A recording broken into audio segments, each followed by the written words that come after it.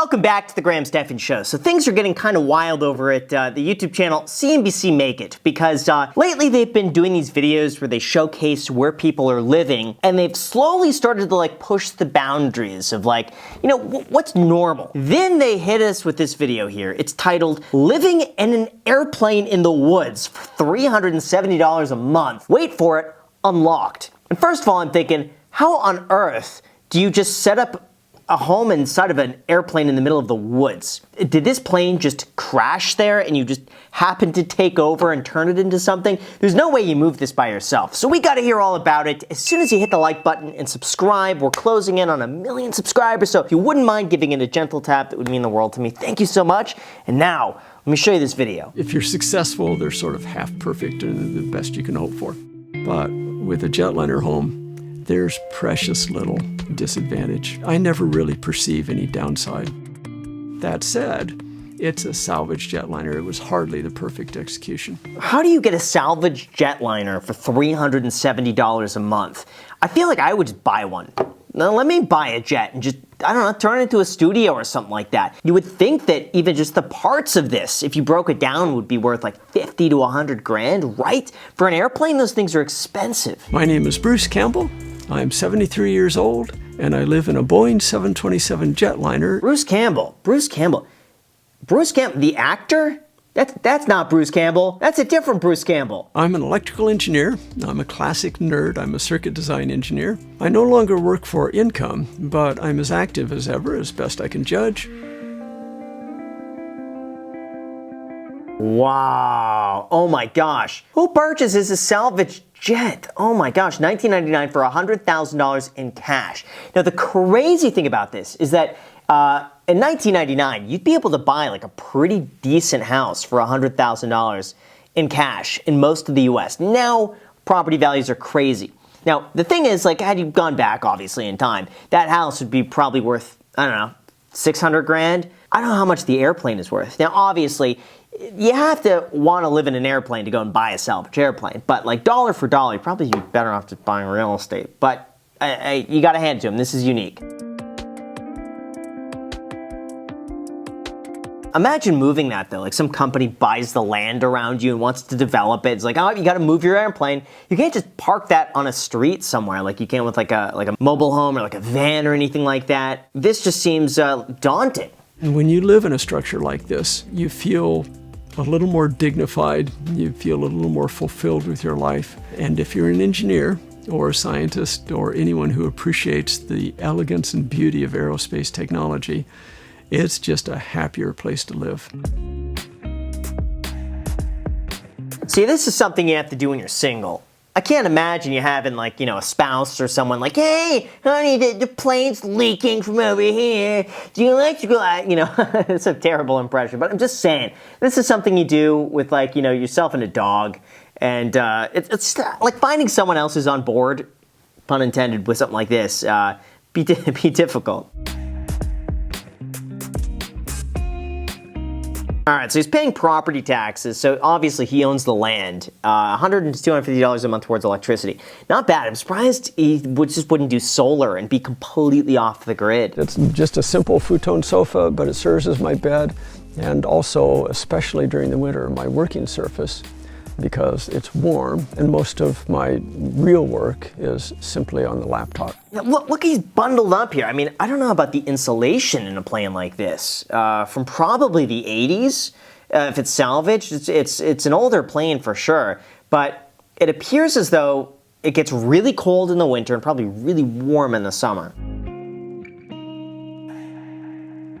Oh, yeah, see, there we go. She doesn't come to him. He goes all the way to Japan. She doesn't seem like she wants to make the flight over. I don't know. In earlier days, I needed an indoor shower, but I had much higher priorities. However, the outdoor shower was so harsh that I had to establish at least some place where I could take an indoor shower. Here's guest lavatory, my lavatory. Oh, wow. That's unique. You would think he would, I don't know, board it off a little bit more, but it's out there. I feel like that would be so difficult though if the plane is freezing cold and you're taking a shower. Is there steam that you have to worry about? Is there moisture inside that you need like a venting fan? Or do you just take cold showers? Listen, I've been hearing Joe Rogan talk about doing these cold plunges every single morning before he works out. Like, if he could do that, then this guy could take a shower on an airplane. When I was a kid of perhaps about 15, my family and I were watching the news. They showed file footage of one of the boneyards. At that time in my life, I had no idea such places existed. It was amazing to me. There were aircraft parked wingtip to fuselage as tightly as they could pack them for as far as the eye could see. Wow, that is nuts. Yet you gotta think, what do you do with the airplane when you're done using it? Because you can't just sell it to well, I guess you could sell it to anybody. I'd imagine it would just be broken down for parts. But even moving the plane would be kind of expensive. So I guess it goes here until someone like him buys it. That was a big mistake. That was a whopper class mistake. I'll never do that again. Salvage companies are wreckers.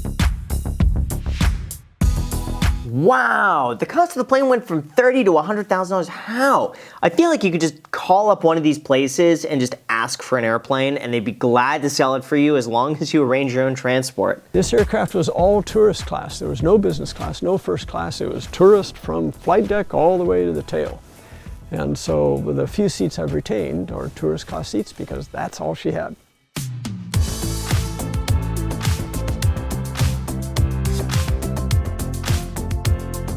Oh my gosh, so he spent $100,000 on the plane and then $120,000 to transport it. It seems like he just paid for it in cash. So he's spending $220,000 cash in 1999 to buy this right before real estate prices just skyrocketed. This is an image of the aircraft during transport.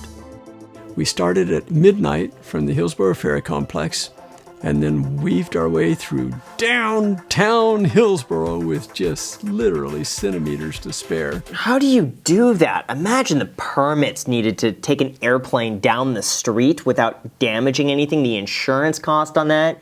Because something's getting broken, you guarantee that. First time here? Ah, okay.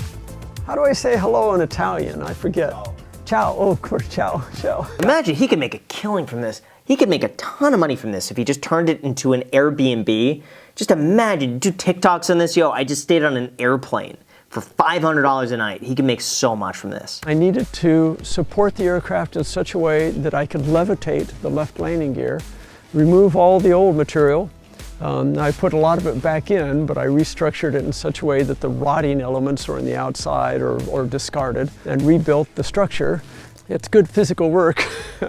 It's also dangerous. You must be very careful because basically you're lifting and lowering a house, and if you make a mistake, it could kill you. Yeah, I'd be so paranoid. Something slips or like something rots away, especially being outdoors like that. I wonder how often that has to be replaced. Probably every 10 years. My challenge is to execute a second project, and then hopefully a third one, and then hopefully a fourth and a fifth and a sixth and a 99th and the 999th and so on. And of course, version 2 is for Japan, and it's intended to put a home, which I love, in a land I love, with the people I love. And then if I can simply regain my youth, everything will be fine. See, this guy's very happy. I'm curious what he does for money, though, or how he was able to finance all of this. Because I think it's rather impressive that he's able to pay over $220,000 in cash. Like, I want to know how long that took to save up, how much he was making, like all the details on that. But other than that, I mean, it's not for me, but you can't deny it makes him very happy, and in turn, that makes me happy. And it would also make me happy if you get a free stock down below in the description with our sponsor, Public.com. All you gotta do is use the code GRAHAM and make a deposit. Again, the link is down below in the description. Let me know what stock you get. It's worth all the way up to $1,000. Enjoy. Thank you so much, and until next time.